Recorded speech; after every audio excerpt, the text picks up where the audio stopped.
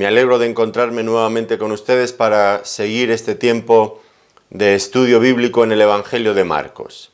En esta ocasión tenemos por delante un pasaje realmente hermoso que comienza en el capítulo 9 del Evangelio de Marcos y el versículo 1.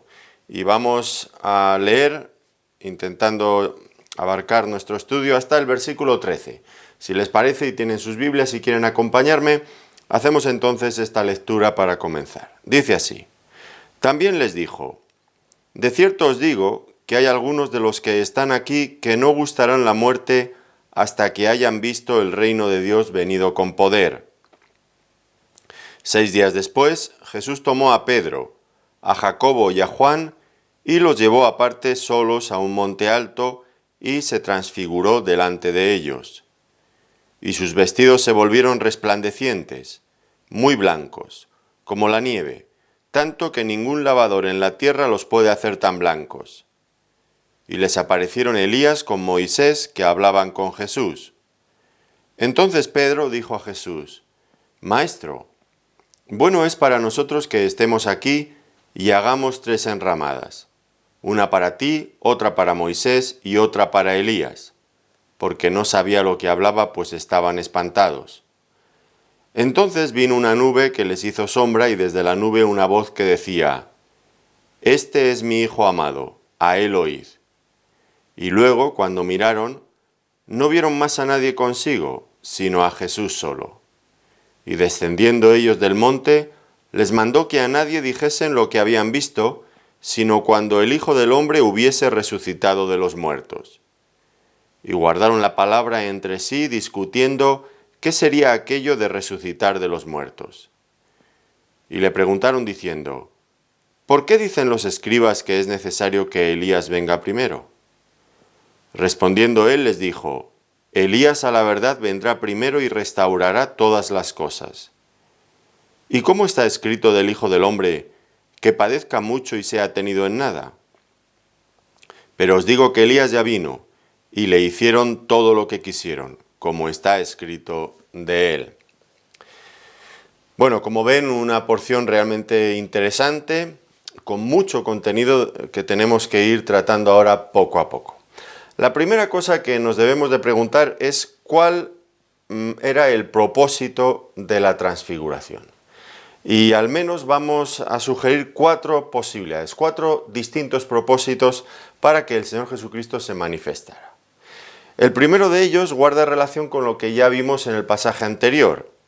Recuerdan que allí el Señor Jesucristo estaba anunciándoles sus sufrimientos, también su muerte, como el único medio para poder establecer el reino de Dios en este mundo. De hecho, también les invitó a seguirle y les explicó con claridad cuáles eran las condiciones.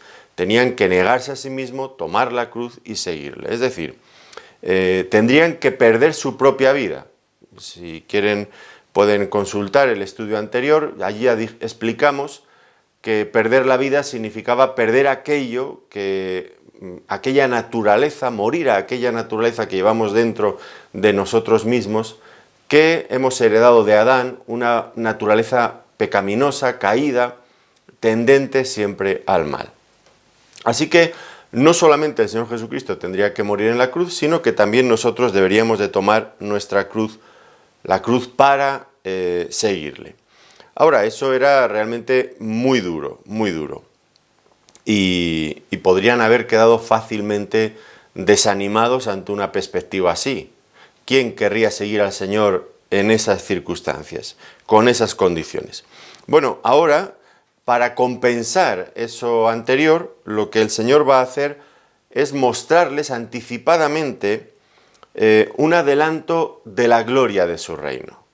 De alguna manera, pues, con esto lo que pretendía era que se animaran, que no solamente vieran el terrible sufrimiento o las cosas duras que podrían atravesar ellos o nosotros también como creyentes, por las que tendremos que pasar cuando nos hacemos cristianos, decidimos seguir al Señor Jesucristo, pues lo que viene a mostrarles es que hay un final glorioso por el que vale la pena sufrir y pasarlo mal en este mundo. Por eso el Señor en este pasaje lo que vamos a ver es que les muestra su gloria. Les muestra un adelanto de cómo iba a ser ese reino glorioso, maravilloso. Desde luego, ya hemos leído, luego comentaremos, pues Pedro quedó maravillado. Hagamos aquí 3 enramadas. No se querían mover de allí. Eso les pareció maravilloso. Y es que realmente vale la pena tener esas aspiraciones. Así que el primer propósito era ese, compensar la dureza de las declaraciones anteriores, que no quedaban anuladas, quedaban en pie, pero había que verlas también a la luz de la recompensa final, del destino final de los creyentes al llegar allí. Y debemos de pensar también que esta visión les ayudaría también a aquellos apóstoles a sostenerse en los momentos durísimos, cuando tuvieran que ver a su amado Salvador, al Señor Jesucristo, al Maestro, al quien habían seguido con tanto cariño durante aquellos 3 años, pues verle crucificado, desnudo, abandonado, en debilidad, sufriendo. Pues esa visión de la cruz debería de ser también compensada con la visión que estaban recibiendo ahora de su propia gloria, para avanzar, para tener ánimo, para seguir en el camino. El segundo propósito de la transfiguración es que el Señor Jesucristo quería convencerles de que también existe otro mundo tan real y auténtico como el nuestro, y que no lo vemos, pero que es real, que es presente. No estamos hablando de un mundo que va a existir al final, cuando se acabe no, sino un mundo que ya existe ahora mismo, paralelo a este mundo en el que nosotros vivimos. Un mundo con el que el Señor Jesucristo estaba permanentemente en contacto, estaba en este mundo, pero también tenía la posibilidad de interactuar con ese mundo. Aquí, por ejemplo, vemos que está reunido con Moisés y Elías, que forman parte de ese mundo que no vemos, pero que existe, que es real. Y lo que a primera vista apreciamos es que el paso del tiempo tal como lo conocemos en este mundo que nosotros habitamos, pues no afecta a ese otro mundo. Porque, por ejemplo, pues aquí vemos a Moisés y Elías, como he mencionado, que están junto con el Señor. Pero si nosotros miramos el Antiguo Testamento, pues nos damos cuenta rápidamente que tanto Moisés como Elías vivieron en épocas muy diferentes, siglos de entremedio de los dos. Y sin embargo aquí aparecen juntos. Así que es un mundo paralelo al nuestro, real, y en el que las cosas no se ven afectadas de la misma forma, no suceden de la misma manera que en nuestro mundo. Allí Moisés y Elías viven juntos, igual que otro sinfín de creyentes que nos han precedido y que ya han marchado, han partido con el Señor. Pero es un mundo real. No solamente existe este mundo, y debemos de pensar en ese otro mundo también, como creyentes, porque si solamente miramos a nuestro alrededor sin pensar en el cielo, en la eternidad, en ese reino glorioso de Cristo, pues nuestra vida aquí se puede consumir fácilmente. Necesitamos urgentemente como creyentes siempre estar mirando hacia ese otro mundo eterno y glorioso. Recuerdo la historia, seguro que ustedes también, de Moisés en el Antiguo Testamento, cuando fue a decirle a Faraón de Egipto: Dios se nos ha aparecido y nos está llamando a ir a salir de aquí. Él tiene unas promesas y una herencia para nosotros, una tierra prometida. Y Faraón se enfadó muchísimo y les dijo: olvidaros, yo no conozco quién es Jehová y no hay más mundo que este en el que vosotros estáis. Este en el que estáis trabajando, y en eso es lo que tenéis que pensar, y no tenéis que olvidaros de cualquier otra tontería. No hay más mundo ni hay otra ocupación. Trabajo aquí en Egipto como esclavos nuestros. Punto y final. Aquí empieza y acaba toda la historia. Y en realidad este mundo nos trata de la misma forma. El diablo quiere convencernos de que lo único que hay es este mundo y que lo que tenemos que hacer es dedicarnos a las cosas de este mundo con todas nuestras fuerzas, con todo nuestro interés. y olvidarnos de que existe ese otro mundo al que hemos sido llamados, al que nos dirigimos, que es infinitamente más bello, más hermoso que este. Pero si no mantenemos viva la llama, la ilusión por aspirar, por aguardar ese momento, nuestra vida rápidamente se va a ir desgastando, va a ir palideciendo, nos vamos a consumir porque necesitamos realmente ver pensar y aspirar a todo eso. Bueno, aquí estos tres apóstoles tuvieron el enorme privilegio de ver un anticipo de todo esto. Luego también otra de las verdades que la transfiguración nos va a enseñar es que el reino de Dios en este mundo no habría de ser establecido aquí hasta la segunda venida del Señor Jesucristo. Y esto también es una verdad importante, pero genera una cuestión que podría tal vez desanimar a los discípulos.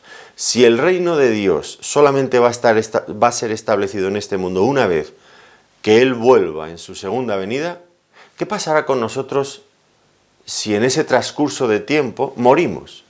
Ya nos quedamos sin entrar en el reino de Dios. Podrían pensarlo fácilmente. De hecho, fue una duda que albergaron los creyentes en Tesalónica, y le escribieron al apóstol Pablo en 1 Tesalonicenses 4. ¿Qué va a pasar con los que ya están muriendo? Estaban esperando el reino de Cristo, la venida de Cristo, y resulta que se han muerto. Y ahora se han quedado sin entrar en el reino. ¿Qué va a pasar? Tú nos has dicho que tenemos que tomar nuestra cruz, negarnos a nosotros mismos, una vida de tremendos sacrificios. ¿Para qué? Si al final resulta que no llegamos a tiempo, no estamos vivos cuando el Señor venga, pues ya estamos fuera. Y esto podía ser una cosa que les inquietara a los apóstoles y que inquietó, como estamos diciendo, a otros discípulos posteriormente. Bueno, ahora el Señor se proponía fortalecer también su fe. Ellos debían de mirar a Moisés y a Elías. Este es uno de los propósitos también por el que aparecen estos dos personajes históricos aquí, para que vieran que aunque el reino de Dios todavía no se había manifestado, no se había implementado establecido en este mundo terrenal en el que nosotros vivimos, sin embargo, aquellos personajes de la antigüedad que ya habían pasado a la presencia del Señor siglos atrás, no habían perdido por eso la oportunidad de participar de su reino. Y en este sentido es interesante notar que algo que ustedes ya saben, Moisés murió, pero Elías fue arrebatado. Ya sea que partamos de este mundo por la muerte o por el arrebatamiento, no nos perderemos la oportunidad de participar en el reino glorioso de nuestro Señor Jesucristo. Y el cuarto propósito de la transfiguración tenía que ver también con convencerles plenamente de la necesidad, de la certeza, también de la segunda venida de Cristo, tanto de su muerte como de su segunda venida, de ambas cosas. Recuerdan que en el pasaje anterior el apóstol Pedro, con la naturalidad que le caracterizaba, había dicho: Señor, cuando él había anunciado su muerte y resurrección, Señor, de ninguna manera esto te acontezca. Y él estaba discutiendo el programa divino, estaba discutiendo las palabras del Señor, el plan del Señor. Tanto quería quitarle de la cabeza la muerte como el sufrimiento, como todo aquello. Ahora, el apóstol Pedro, que está presente aquí, es uno de los tres testigos, Pedro, Juan y Jacobo, pues quedó fuertemente impresionado por este acontecimiento, por la transfiguración. Y años después, cuando escribe la segunda epístola, la segunda carta de Pedro, en el capítulo 1, él hace precisamente referencia a este pasaje. Segunda de Pedro, capítulo 1, versículos 16 al 18. Dice así: porque no os hemos dado a conocer el poder y la venida de nuestro Señor Jesucristo siguiendo fábulas artificiosas, sino como habiendo visto con nuestros propios ojos su majestad. Pues cuando él recibió de Dios Padre honra y gloria, le fue enviada desde la magnífica gloria una voz que decía: Este es mi Hijo amado, en el cual tengo complacencia. Y nosotros oímos esta voz enviada del cielo, cuando estábamos con él en el monte santo. Bueno, sin lugar a dudas, la gloria del Señor en aquella ocasión tuvo que impresionar y dejar una fuerte huella en el apóstol Pedro. La gloria, la majestad del Señor. Pero aquí lo que subraya es que hubo algo que le llamó especialmente la atención, que le confrontó con fuerza. ¿Qué era esa cosa? Bueno, por supuesto ya digo la gloria del Señor, pero también la voz del Padre. La voz del Padre que decía, según relata Pedro en su carta, dice: este es mi Hijo amado, en el cual tengo complacencia. Aquí en nuestro pasaje en Marcos dice: este es mi Hijo amado, a él oíd. Viene a ser lo mismo, pero esto le impresionó a Pedro. ¿Por qué razón? Bueno, fíjense, Pedro estaba discutiendo con el Señor Jesucristo acerca de los planes que él tenía de ir a la cruz. Y aquí lo que el Padre desde el cielo está diciendo, cuando aparece el Hijo en toda su gloria, lo que les dice es: este es mi Hijo amado, a él oíd. En él tengo mi complacencia. Lo que él está haciendo, lo que mi Hijo está haciendo, dice el Padre, cuenta con mi total aprobación. No está actuando de una forma inapropiada, está siguiendo la voluntad de Dios. No hay otra alternativa. Y Pedro, que 6 días antes había estado discutiendo con el Señor acerca de esto, ahora se siente pues ya definitivamente convencido y avergonzado, entiendo también.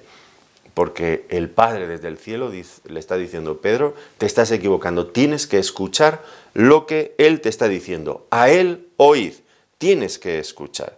Fue algo realmente contundente, claro, la voz del Padre. Pedro ya no podía oponer más resistencia.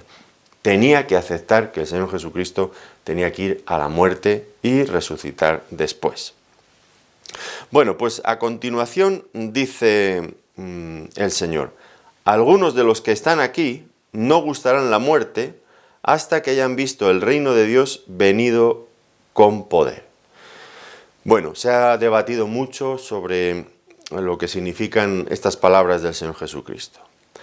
Ahora, nosotros debemos de entender, sabemos que el reino de Dios no comenzará a existir aquí en esta tierra hasta que el Señor venga y lo establezca.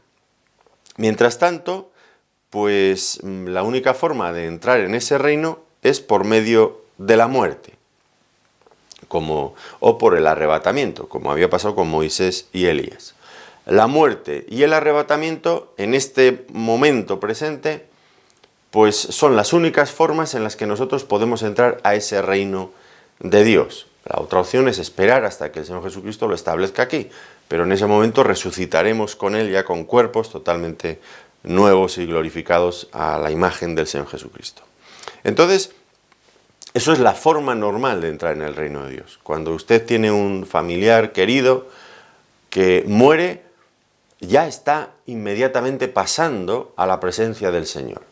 El apóstol Pablo, cuando hablaba en Filipenses capítulo 1, él contesta tiene este conflicto dentro de sí mismo. Dice: estoy en estrecho porque no sé qué elegir entre quedarme, lo cual es provechoso para vosotros, o partir y estar con Cristo, lo cual es infinitamente mejor. Pero el apóstol Pablo ve solamente esas dos posibilidades: o quedarse o irse para estar ya inmediatamente con Cristo. Por lo tanto, la forma de entrar en el presente, de entrar en ese reino glorioso de Cristo, ahora mismo es por medio de la muerte, o ya digo, el arrebatamiento si tuviera lugar ahora. Pero el Señor Jesucristo hace una promesa aquí, hace una afirmación diferente. Dice: el reino de Dios no comenzará, dice que algunos de ellos no gustarán la muerte hasta que hayan visto el reino de Dios venido con poder. Lo que está diciendo es que habría algunos que verían ese reino de Dios sin la necesidad de morir, es decir, sin pasar por el trámite por el que hoy día todos los hombres pasan para entrar en ese reino de Dios. Y eso ocurriría antes de que murieran. Y Vemos que aquí estos 3 discípulos tuvieron la ocasión de ver ese reino antes de morir, en el monte de la transfiguración. Entiendo que debemos de asociar la promesa que el Señor Jesucristo hizo con lo que ocurrió 6 días después. El evangelista, al colocar una cosa a continuación de la otra, parece querer dar a entender que ambas cosas están en conexión. Ahora, aquí ya nos da una idea también el pasaje de en qué va a consistir el reino de Dios en poder. Y la primera cosa que se subraya es que nos encontramos con el Señor Jesucristo en toda su gloria. Ellos quedan maravillados por el resplandor, por la belleza de Cristo, del rostro de Cristo, de sus vestiduras, de todo lo que era Él. Estaban asombrados por su gloria y su majestad. Y esto forma parte, es una de las características principales del reino de Dios. Veremos a Cristo en su gloria con toda su majestad. Pero no solamente esto, sino que, como hemos dicho, también nos encontraremos con todos aquellos creyentes que ya hayan pasado a la presencia del Señor en todas las generaciones pasadas. Ya están allí con Él, en su gloria, y nos reuniremos con ellos cuando entremos en su reino. Estas son algunas de las características de este reino. Y ellos, estos 3 discípulos, pudieron ya verlas anticipadamente. Vieron la gloria del Señor y vieron también a estos representantes de generaciones pasadas, de creyentes que ya habían pasado a la presencia del Señor. Ahora, es verdad que no todo el mundo coincide en esta interpretación. Algunos piensan que lo que está diciéndoles aquí, cuando algunos no morirán hasta que vean venido el reino de Dios con poder, se refiere a la segunda venida del Señor, pero a día de hoy la segunda venida todavía no ha ocurrido y ninguno de aquellos discípulos que escucharon la promesa del Señor sigue vivo, por lo tanto no debe de referirse a ello.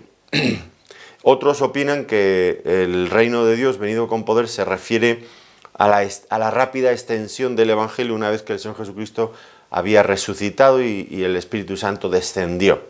Bueno, pues es verdad que algunos apóstoles vieron al Señor, vieron ese poder del reino extendiéndose por todos los sitios, es verdad. Pero eso no cumple con las características que acabamos de mencionar, las características esenciales de lo que es el reino de Dios en su gloria. Y es que el Señor Jesucristo esté glorificado, ver al Señor Jesucristo glorificado y compartir el tiempo, las experiencias, tener comunión con aquellos creyentes de generaciones pasadas que nos han precedido.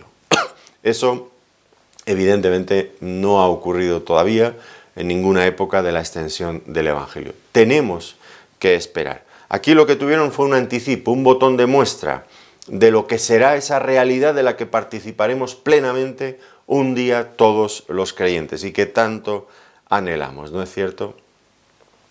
Bueno, el Señor dice, el texto dice, 6 días después Jesús tomó a Pedro, a Jacobo y a Juan y los llevó aparte. Y nosotros nos preguntamos, ¿y por qué solamente a estos 3 y no a los 12? Bueno, no era la primera vez tampoco que el Señor Jesucristo escogía a estos 3 discípulos, a Pedro, a Juan y Jacobo, para algo especial. Recuerdan que también en Marcos capítulo 5, versículos 35 al 42, cuando el Señor resucitó a la hija de Jairo, también entró al aposento donde esta niña estaba con estos 3 discípulos. También cuando estaba el Señor orando en el huerto de Getsemaní, más adelante, en Marcos capítulo 14, los versículos 32 y 33, también nos encontramos con la misma cosa, que se retiró con estos 3 discípulos para estar con ellos. Y aunque él se fue un poquito más allá, pero estaban allí al lado de él, ¿no? Así que podemos decir que estos 3 discípulos estaban siendo preparados para algo especial, sin lugar a dudas. Porque tuvieron la ocasión de ver al Señor, por un lado, en su momento de máximo sufrimiento, cuando estaba en Getsemaní. Le vieron resucitando, trayendo a aquella niña a la vida después de estar muerta, el poder de la resurrección. Y ahora la tercera cosa que ellos vieron fue al Señor en su gloria y en su majestad, ya en su reino, un anticipo. Bueno, todo esto estaría generando en ellos una impresión tan fuerte de la gloria del Señor que sería el motor que los impulsaría a predicar el Evangelio y a vivir para el Señor de una forma plena, consagrada, llevando su Evangelio a todas partes. No podía ser de otra manera. Y el Señor los estaba preparando con ese fin. Ahora, podemos plantearnos un segundo propósito también.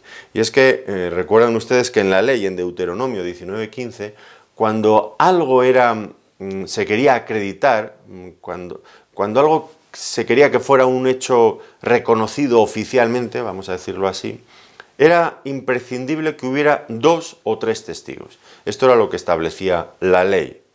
Y aquí, evidentemente, nos encontramos con que el Señor escoge 3 testigos que puedan acreditar que esto realmente ocurrió. Y esto es bueno también para nosotros, que no estábamos allí, pero que ahora hemos recibido su palabra. Y sabemos que es verdad, que no fue la invención de un hombre, que había 3 personas allí que nos han dejado testimonio de este hecho. Un hecho acreditado legalmente, podríamos decir. Luego continúa diciendo el texto que el Señor se transfiguró delante de ellos. ¿En qué consistió realmente la transfiguración? Bueno, la transfiguración consistió en manifestar la verdadera naturaleza del Hijo de Dios. Durante todo el resto del tiempo, el Señor velaba su gloria por medio de su humanidad y la ocultaba a las personas. Pero en esta ocasión Él deja traslucir la gloria de su majestad que le eran propias. En este sentido, entonces, podríamos decir que lo realmente milagroso no es la transfiguración. La transfiguración no tiene nada de milagroso. Lo verdaderamente milagroso es que durante todo el tiempo que el Señor Jesucristo vivió en este mundo, ocultó su verdadera gloria y su verdadera naturaleza. Bajo esta naturaleza de hombre perfecto, pero sin manifestar, sin revelar toda su gloria divina. Esto sí que es el verdadero milagro, que el Señor viviera en humildad, dejando a un lado, ocultando lo que realmente, toda la gloria que Él tenía. Bien, pues dice a continuación, y les apareció Elías con Moisés, que hablaban con Jesús. Y esto nos da también algo de luz sobre lo que será la comunión celestial con el Señor. Aquí, con toda naturalidad, nos encontramos que Elías y Moisés están con el Señor hablando. Otro evangelista explica un poco más sobre esto, acerca de lo que estaban hablando, con toda naturalidad. ¿Será algo tan hermoso, se lo imagina usted, que estemos ya en la gloria con el Señor y podamos tener esa cercanía, que podamos hablar con el Señor en su gloria? Pues esto sin duda es emocionante y es alentador también, porque esta gloria, esto está reservado para todos aquellos que creen en el Señor, para aquellos que le han servido con fidelidad. ¿Qué dice Colosenses capítulo 3 y versículo 4? Vamos a leerlo. Colosenses capítulo 3 y versículo 4. Cuando Cristo nuestra vida se manifieste, entonces vosotros también seréis manifestados con Él en gloria. Cuando Cristo nuestra vida se manifieste, entonces vosotros también seréis manifestados con Él en gloria. Y la misma verdad viene a ser repetida por el apóstol Juan en su primera carta, primera de Juan, capítulo 3, versículo 2. Dice allí: amados, ahora somos hijos de Dios y aún no se ha manifestado lo que hemos de ser. Pero sabemos que cuando Él se manifieste, seremos semejantes a Él porque le veremos tal como Él es. No quiere decir que seremos dioses, no. Seremos como Él, en el sentido de como hombre perfecto, glorificado ya después de la resurrección. Llevaremos su imagen, la imagen de Cristo resucitado y glorificado. Y esto es lo que está diciendo aquí. Le veremos, estaremos con Él. Y esto es tan importante. Claro, cuando uno, como decía al principio, ¿cuáles son los propósitos de la transfiguración? Bueno, es tan difícil morir a uno mismo, negarse a uno mismo, tomar la cruz, seguir a Cristo.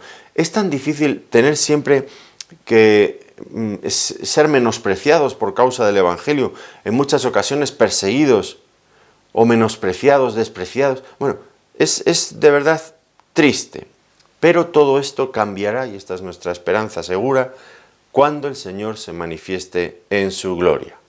Uno piensa, por ejemplo, en Moisés. Aquí está muy bien, con el Señor perfectamente. Pero ¿recuerdan a Moisés en el Antiguo Testamento? Qué dolores de cabeza debía tener aquel hombre, qué jaquecas. Yo no puedo imaginármelo. Tener que dirigir a un pueblo tan rebelde, tan contumaz. Lee usted el libro de Números. A partir de cierto momento es una y otra vez quejándose, murmurando contra Dios, murmurando contra Moisés, murmurando contra Aarón. Todo les parecía mal, todo lo ponían en duda, todo lo tenían que criticar. Moisés llegó un momento efectivamente que ya se descontroló, y cuando Dios le dijo habla a la roca, él estaba tan enfadado que golpeó a la roca, porque estaba muy enfadado. Le tenían harto, le tenían ya quemado. Es que ¿cómo podía ser de otra manera? Mucho aguantó, me parece milagroso. No sin razón dice la Biblia que era el hombre más manso de la tierra, porque aguantar todo lo que él aguantó es mucho, es mucho. Y ahora todo eso ha quedado en el pasado. Elías, que también está aquí, disfrutando con el Señor. Elías, usted lo recuerda, huyendo al monte Oreb, me parece que era, huyendo de Jezabel. Así me hagan los dioses y aún mañana, si mañana a estas horas no he puesto la cabeza de Elías como uno de los profetas de Baal que la había matado. Y aquel hombre huye de aquella mujer. Y cuando predice la sequía, pues tiene que huir y hospedarse con una viuda en Sarepta de Sidón, fuera ya del país. Y el rey Acab persiguiéndole por todos los lados. Cuántas penurias, cuántos sufrimientos, cuántas desdichas. Y ahora, en este momento, todo ha cambiado. Bueno, ya cambió hacía mucho tiempo, ¿no? Ahora están con el Señor, disfrutando de la gloria eterna. Y lo más bonito, en la presencia, en la comunión íntima con el Señor Jesucristo. Esto era algo realmente muy hermoso. Ahora, también podemos preguntarnos, ¿y por qué estos dos personajes del Antiguo Testamento, Moisés y Elías? ¿Por qué estos concretamente? También hay alguna razón, sin duda, en todo ello. La primera cosa es que Moisés es el hombre por el que Dios trajo la ley. Y esto, pues, es importante. Moisés es un representante, sin lugar a dudas, de la ley. La ley por Moisés fue dada, dice el evangelista Juan cuando comienza su evangelio. Y Elías era aquel que creó las escuelas de profetas. Era un profeta que podría perfectamente representar a los profetas de la antigüedad. Y ahora lo que estamos viendo es que el Señor Jesucristo pues era el cumplimiento de todo lo que con anterioridad habían dicho tanto la ley, que representaba a Moisés, como los profetas, que aquí podríamos pensar en Elías representando a los profetas. Todo lo que la ley y los profetas decían se cumplía perfectamente en Cristo. Ese pasaje tan hermoso en Lucas, en el capítulo 24, cuando el Señor Jesucristo ya ha resucitado, se encuentra en el camino, se une en el camino con aquellos dos que iban hacia Emaús. Y después de un buen rato, pues ellos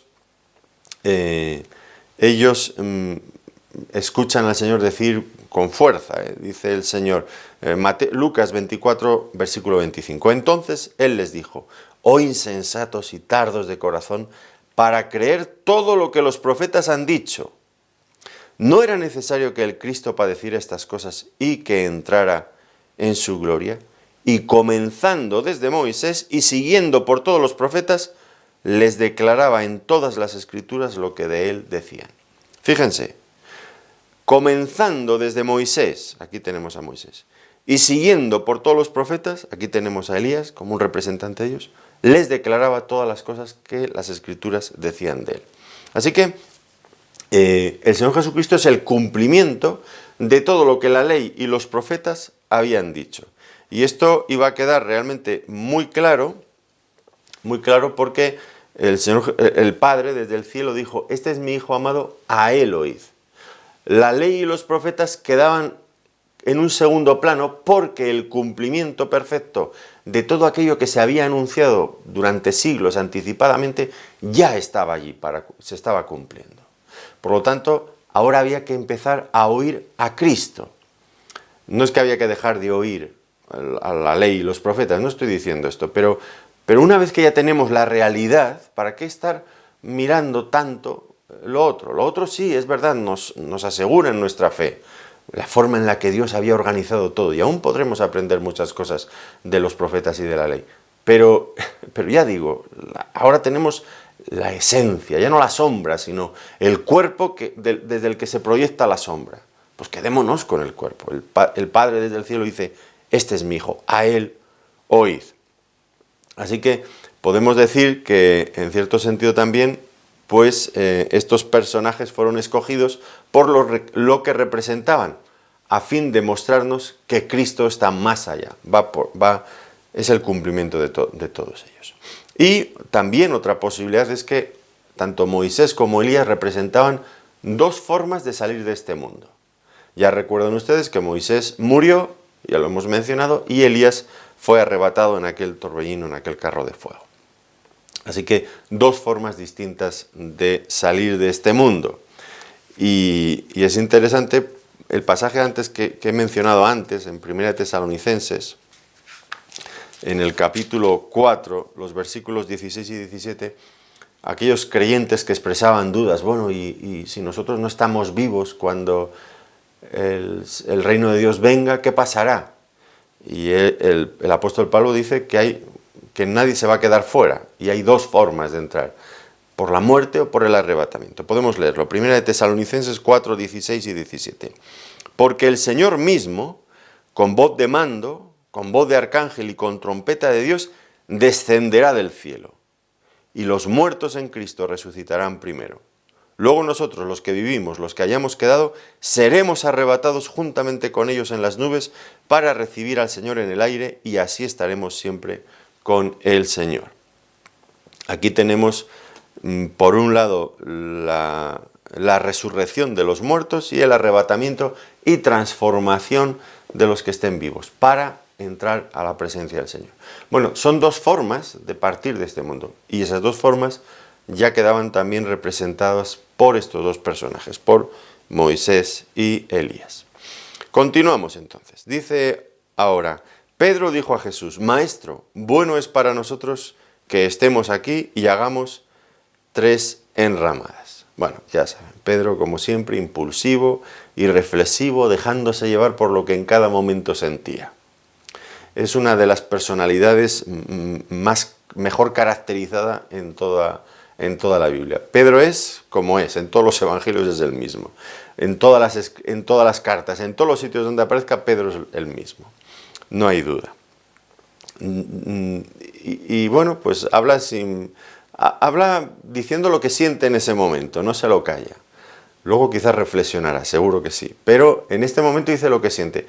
Y bueno, pues creo que Pedro, tanto cuando acierta como cuando mete la pata, me parece que nos representa bastante bien a todos nosotros, ¿no es cierto? ¿Quién no habría dicho algo parecido en aquel momento? ¡Qué bueno es estar aquí! ¿Por qué no nos quedamos para siempre? Pues bueno, pues creo que tiene su lógica, ¿no? Y llegará un momento en que al fin estaremos con el Señor. Ahora estamos aquí, pero llegará el momento que estemos con el Señor. ¿Y qué diremos cuando estemos con el Señor en su gloria? ¡Qué bueno es estar aquí! Pero ya no tendremos que pensar en que nos tenemos que ir. No. Qué bueno es estar aquí, pero es que ya estamos aquí para quedarnos con el Señor para siempre. Pues eso era algo que Pedro lo dijo con tanta espontaneidad, de una forma genuina. Y seguro que nos vamos a hacer eco de esas mismas palabras en algún momento cuando lleguemos a la gloria. Seguro que sí. Nadie va a quedar defraudado. Todos cuando entremos a la gloria, los que somos creyentes, quedaremos admirados y diremos, ha valido la pena todo sufrimiento, todo esfuerzo, todas aquellas cosas que hayamos dejado con tal de seguir a Cristo. Por supuesto que habrá valido la pena.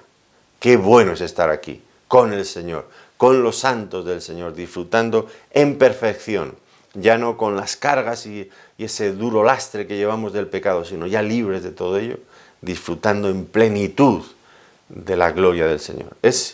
Hoy es difícil de imaginárselo, aunque debemos de pensar un poco en ello, porque el creyente que no piensa en el cielo y en la eternidad es un creyente triste y apagado, sin lugar a dudas. Es un creyente que va perdiendo el fuelle, la energía. Necesitamos ir pensando en esto. Ahora, en este caso, Pedro pues estaba diciendo algo inapropiado. Quedémonos aquí. Era imposible, por eso se estaba equivocando. Era imposible porque el Señor Jesucristo tendría que pasar por la cruz, los sufrimientos de la cruz y la resurrección, tal como le había anunciado. Y él quería olvidarse de eso. Imposible, Pedro.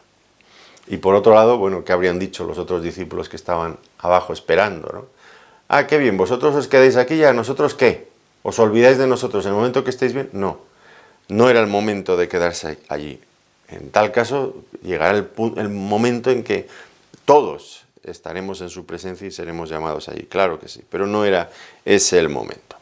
Y entonces, dice el evangelista, vino una nube y desde la nube una voz que decía, este es mi Hijo amado, a él oíd.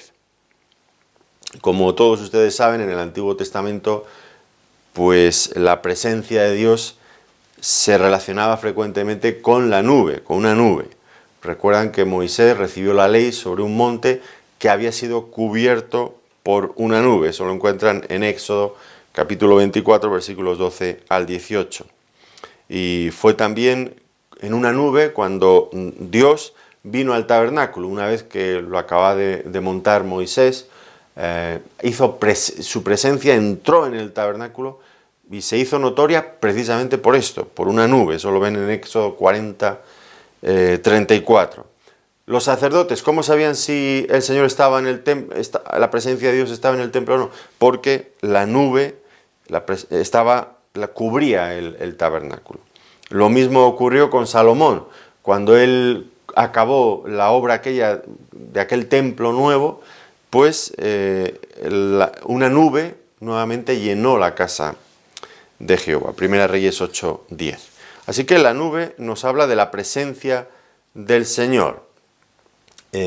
Pero en medio de esta escena tan gloriosa, lo que se subraya ya no solamente es la nube, que nos recuerda, como digo, claramente la presencia del Señor, sino que ahora lo que se subraya es la voz del Padre. Este es mi Hijo amado, a él oíd. Como ya he mencionado, los grandes representantes de la ley y de los profetas, que habían tenido un ministerio preparatorio, ya eso quedaba cumplido con la venida del Señor Jesucristo. Ahora había que escuchar al Hijo. Fíjense cómo el autor de los Hebreos explica, nos hace ver cómo la revelación había llegado a su clímax con la presencia del Señor Jesucristo. Dice Hebreos, capítulo 1, versículo 1 y 2, dice, Dios, habiendo hablado muchas veces y de muchas maneras en otro tiempo a los padres por los profetas, en estos postreros días nos ha hablado por el Hijo, a quien constituyó heredero de todo y por quien asimismo hizo el universo. Lo que nos dice es que Dios había hablado de muchas maneras en otros tiempos, a los padres por los profetas, pero ahora, en la consumación de los tiempos, en el clímax de la resurrección nos ha hablado por el Hijo. Es como si la idea es la del sol cuando amanece, ¿no? Al principio los primeros rayos pues apenas alumbran, poco a poco van alumbrando más y van calentando un poco más. Pero cuando el sol llega a su clímax, a su punto más álgido, entonces es cuando ilumina y calienta con mayor claridad. Y esto es lo que el Señor Jesucristo estaba haciendo. Su luz era infinitamente superior a todo aquello que había venido anteriormente. Como alguien ha dicho, las estrellas desaparecen cuando sale el sol. Y Malaquías capítulo 4 y versículo 2 dice, mas a vosotros, los que teméis mi nombre, nacerá el sol de justicia. Ha acabado la noche, ya es el día. Ya tenemos el sol de justicia, con toda su claridad. Ahora, el Padre no solamente quería resaltar este hecho, el clímax de la revelación. Había otra cosa que también quería dejar clara, y era su completa aprobación a la obra que el Hijo se disponía a realizar. Y esto era importante, como ya he mencionado hace un momento, por los discípulos que lo estaban cuestionando, que como chocaba frontalmente con sus conceptos, con sus ideas preconcebidas de lo que iba a ser el Mesías, de su obra, pues se negaban a aceptar esto. Y aquí el Padre quiere dejar constancia de que lo que su Hijo ha dicho es correcto, es la voluntad del eterno Dios, y ellos debían de aceptarlo. Así que finalmente, pues Moisés y Elías desaparecen en un momento y dejan solo a Jesús. Lógico, cedían el lugar principal a Cristo, porque al fin y al cabo Moisés y Elías, con todo y que fueron grandes hombres de Dios, eran solamente hombres. Ellos no podrían salvar, ellos habían anunciado al Salvador, pero ellos no podían salvar a la humanidad. Esa obra de redención del mundo solamente la podía llevar a cabo el Señor Jesucristo. Así que ellos desaparecen de la escena. No son ayudantes, no, solamente Cristo es el que puede hacer eso, y lo iba a hacer. A continuación, el Señor Jesucristo les dice, les mandó que a nadie dijesen lo que habían visto, sino cuando el Hijo del Hombre hubiera resucitado. Aquí tenemos nuevamente algo a lo que el Señor ya nos tiene acostumbrados, una nueva prohibición a decir lo que habían visto, algo parecido a lo que ocurrió cuando Pedro hizo esa confesión, tú eres el Cristo. Inmediatamente el Señor les mandó que no dijesen esto de él a ninguno. Ahora, aquí la prohibición tiene un matiz. El matiz es que era una prohibición temporal. No digáis nada a nadie de lo que habéis visto hasta que el Hijo del Hombre haya resucitado. ¿Por qué razón?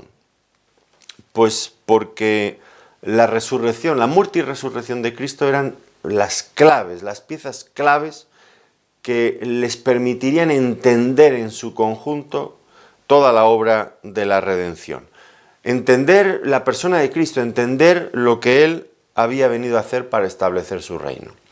Una vez que tuvieran esos dos hechos ya hubieran ocurrido y ellos los hubieran visto y entendido, la muerte y la resurrección de Cristo, a partir de ahí es sencillo, y los vamos a ver que es como si de repente, cuando empieza Hechos de los Apóstoles, ¡bum!, van lanzados, con las dificultades que han tenido antes, y ahora a partir de ahí van lanzados, porque les faltaba eso, les faltaban las dos piezas claves, muerte y resurrección. Por supuesto también el descenso del Espíritu Santo les ayudó muchísimo, qué duda cabe.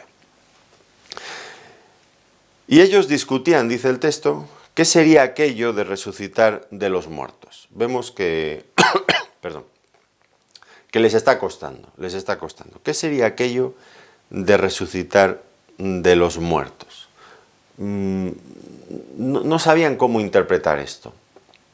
Pensarían probablemente, como dijimos en nuestro estudio anterior, quizás en la resurrección general, como dijo el Señor, como dijo Marta, yo sé que resucitará en la resurrección, en el día postrero.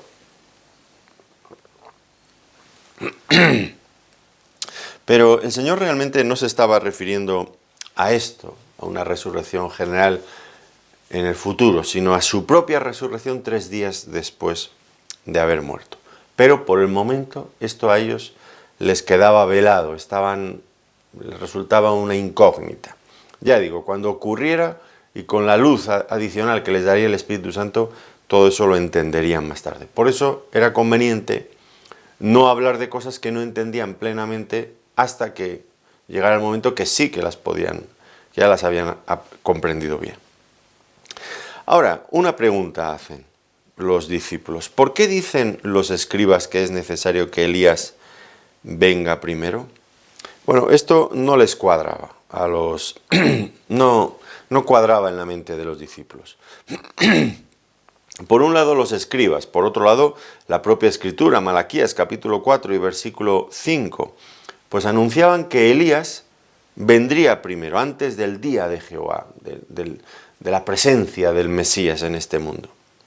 Y ellos acaban de ver a Elías en el monte de la transfiguración, pero lo que ahora les llama la atención es que en lugar de quedarse para preparar la venida del Mesías, pues había desaparecido.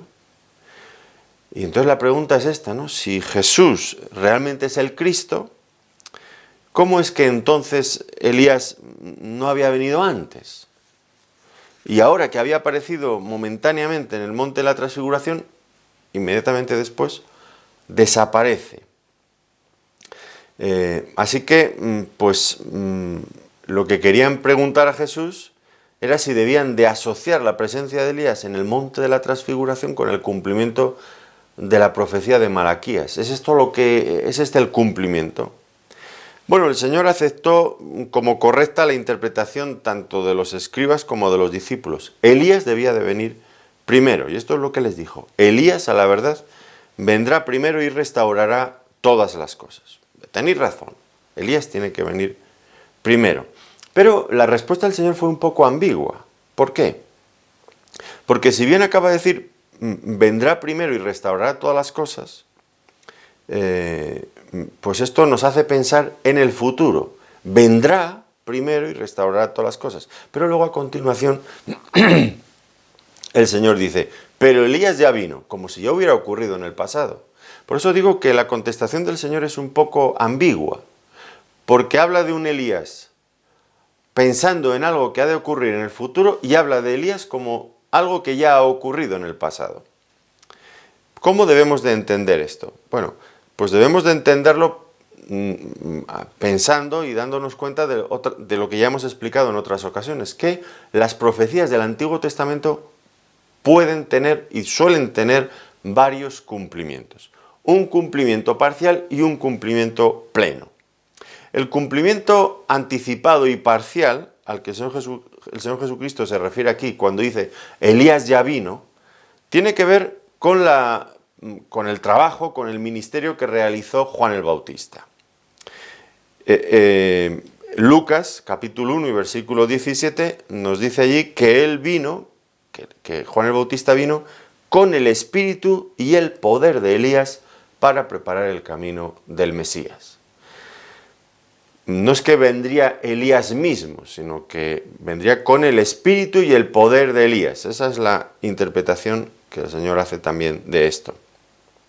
Porque luego se lo explica claramente el Señor. En Mateo capítulo 11 y versículo 14 dice, y si queréis recibirlo, Él es aquel Elías que había de venir.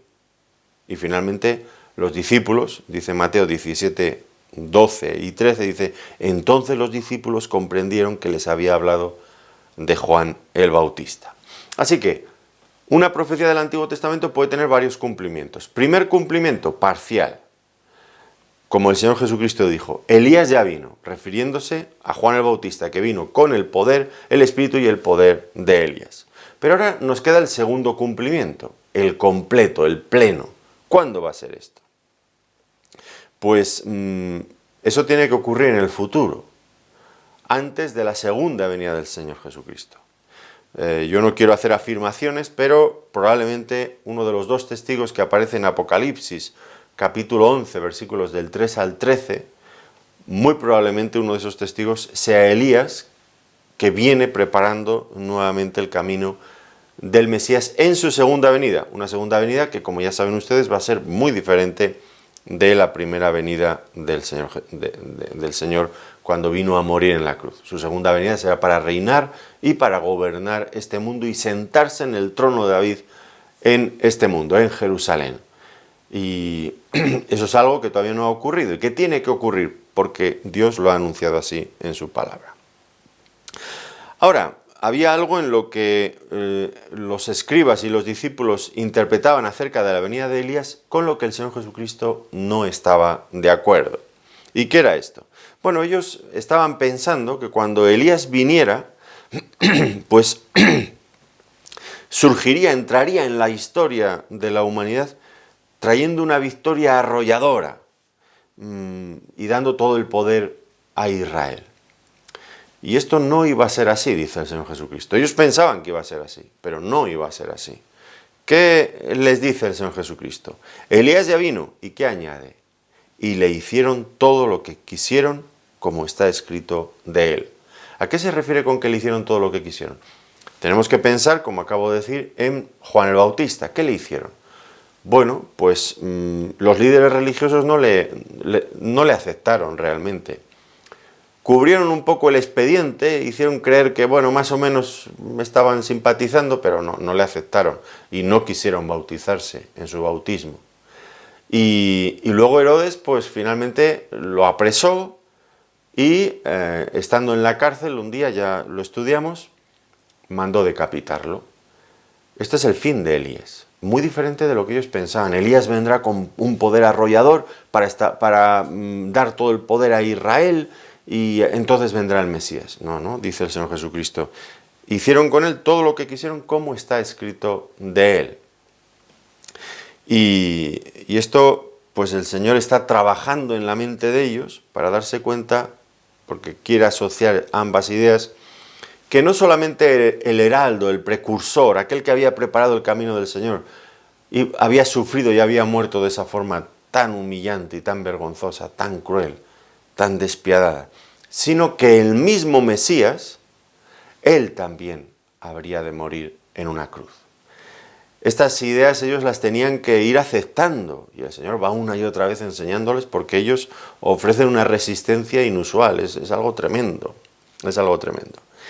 Lo que el Señor Jesucristo viene a decirles es que habían rechazado, los hombres habían rechazado al heraldo, al precursor, y acabarían rechazando al mismo rey. Esto es lo que nos viene a decir el pasaje aquí.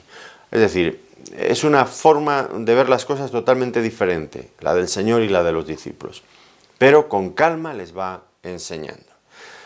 Nosotros terminamos aquí, pero qué importante es quedarnos con esta visión de la transfiguración, el Señor en su gloria, disfrutando de la comunión con aquellos santos que le han servido en el pasado y ahora ya se encuentran con Él.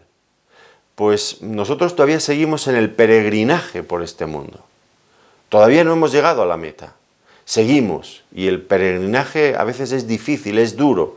El camino es desierto muchas veces, no encontramos el ánimo y la ayuda que necesitamos y que tanto nos gustaría. La soledad es a veces lo único que tenemos. Pero qué importante es este pasaje, porque trae a nuestro corazón un ánimo, nos infunde aliento, porque nos recuerda que nuestra meta vale la pena, justifica todos los esfuerzos y las penalidades del camino. Por eso es importante que el peregrino no se fije en lo que tiene alrededor, sino que ponga su mirada al frente, puestos los ojos en Jesús, como diría el autor a los Hebreos, puestos los ojos en el Señor, en la meta, en este Señor glorificado del que hemos aprendido hoy en el monte de la transfiguración. Cobremos ánimo, cobremos esperanza también, porque algunos, pues tenemos personas que pueden haber familiares, amigos que han pasado a la presencia del Señor, han muerto. ¿Dónde están? Están mucho mejor, sin lugar a dudas, de lo que estamos nosotros. Infinitamente mejor. Bueno, pues estos pensamientos nos tienen que animar, alentar a seguir en el peregrinaje, a aceptar la palabra del Señor, que puede parecer dura, lo que nos enseñaba en el pasaje anterior. Si alguno quiere venir en pos de mí, niéguese a sí mismo, tome su cruz y sígame. Vale la pena seguirle, porque nos lleva a un fin hermoso. Bueno, pues ánimo, les animo de verdad. Bueno, no yo, deseo que la palabra de Dios les anime con estas hermosas verdades que hoy en las que hemos reflexionado. Gracias por su atención, que el Señor les bendiga muy ricamente.